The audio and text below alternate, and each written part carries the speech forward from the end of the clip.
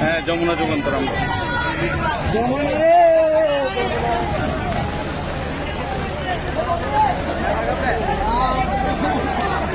দর্শক, আপনারা দেখতে পাচ্ছেন চট্টগ্রামের কি ভয়াবহ অবস্থা।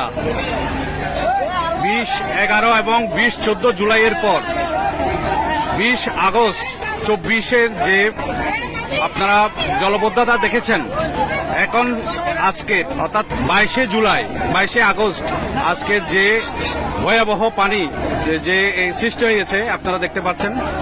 কারণ রাতভর যে প্রচন্ড বৃষ্টি হয়েছে, সেই বৃষ্টিতে এখানে অনেকেই দেখতে পাচ্ছেন আপনারা, তারা সাহায্য করছে।